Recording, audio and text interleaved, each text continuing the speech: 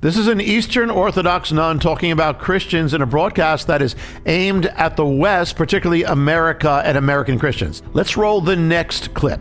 A Christian who lives in Bethlehem cannot go to Jerusalem, to the Holy Sepulchre, without a permit by Israel, and they don't usually give those permits, especially now. A Christian can't. No, without permission from Israel. Okay, so what does this mean?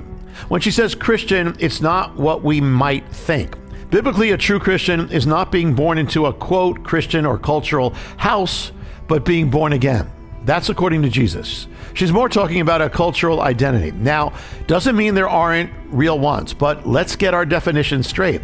I doubt that the nun is born again, and most likely would not qualify under Jesus' own definition. Further, for many of these people, if not the overwhelming majority that she's talking about, not being born again, it is cultural, and it's even in the cultural Christian world, it's often influenced by Arabic culture, which is dominated by Muslims. And so some of these would call themselves enemies of Israel, and some have worked against Israel.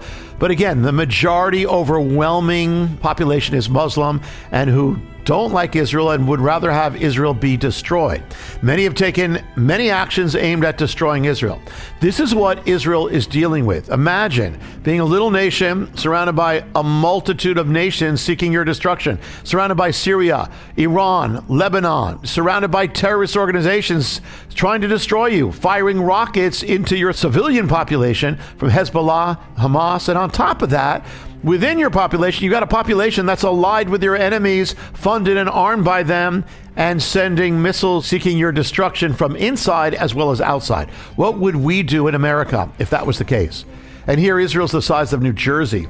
And the nun is saying, in effect, that Israel is evil because Israel requires and gives permission for thousands of people from the West Bank to come into Israel. And again, many who would want Israel destroyed. In view of what Israel is confronted with every day, she might want to be thankful that Israel actually gives permission to thousands and thousands of people to come in.